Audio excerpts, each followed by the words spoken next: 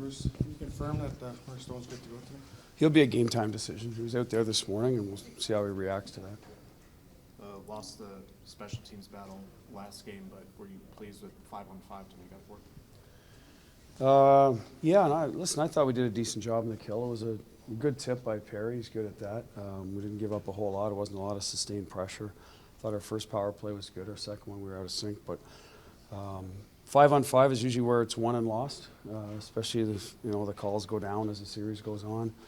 I don't know if that'll be the case, but it's kind of typical. So good to see us back in the plus side of that last game. I think that's been a strength of our team all year, so that needs to be a strength in the series.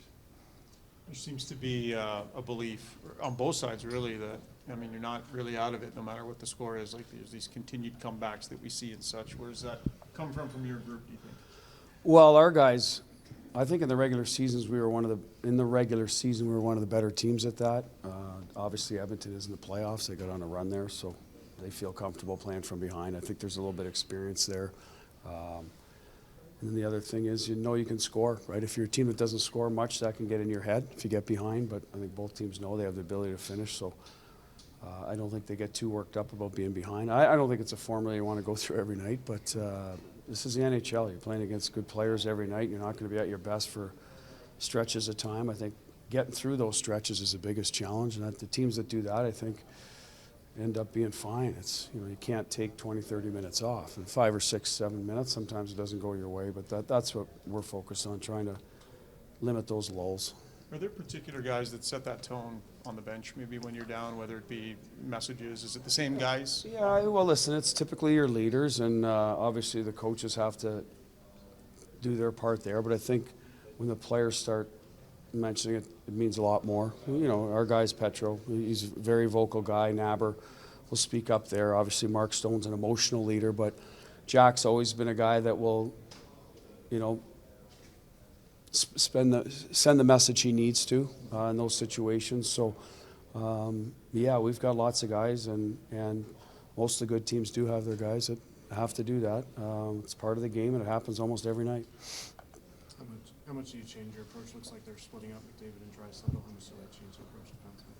Well, listen, we got our guys we feel that we'd like to on the ice when they're out there, either separate or together. You know who they are. So we'll try to, find that matchup if we can without disrupting our whole rhythm of the game. That's what we'll always try to do. The deep pair, John and I will talk about it, maybe depends on who's on their wings. We've seen a lot of Nugent Hopkins and Hyman with McDavid over the years, so I wouldn't be surprised if that's the way they go. But at the end of the day, it's a challenge either way. We got to be ready, make sure we're on top of it. And if whoever's out there, I've said this, Danny, many times, we'll play everybody, but you got to be aware when they're on the ice what their offensive tendencies are, to get their half-court game going, and then how to get, make sure you're working over top of them. The first game we got caught.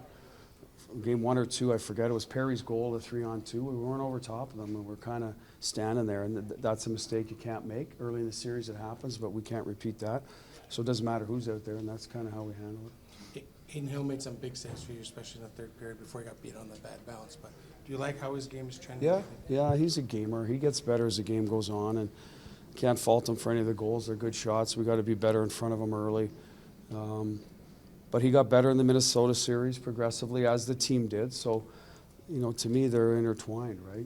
That's how we've always had success. When we play well in front of him, he'll be better.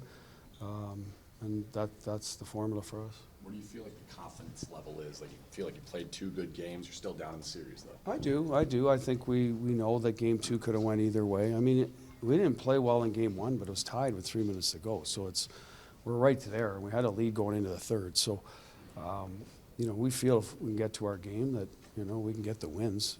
I'm sure they feel the same way. But at the end of the day, our guys know you got to get, and it's cliche, but you got to get better throughout the series. And we have. So that's the positive. I know we're down a game. But if we keep getting better, then we feel that, we can catch up and get ahead. Do you want something like remind them, like keep the urgency up?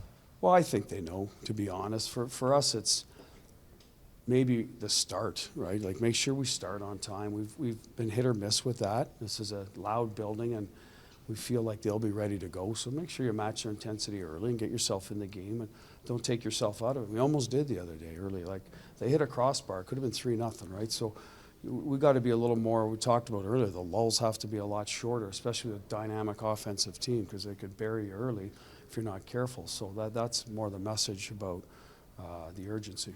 Bruce, does it take a special player like Eichel who can play both special teams and 5-on-5? Yeah, I mean, we would prefer less PK time for him, but he is a right stick for draws, and he wants it. So when your best players want to be out there, as a coach, you're constantly negotiating that ice time. The first year he didn't kill much, and then we built that in, and he's done a great job for us. So it's hard not to put your best killer out there, even though you're trying to manage his minutes. So that's what's happened with Jack, and I love it because there was a lot of questions about his 200-foot game not that long ago, and he's bought into it and more. So I don't want to take that away from him. But, you know, most of the top teams have a guy like that that can drive offense and play against anybody in check, and he's developed into that player, and, you know, we're grateful to have him.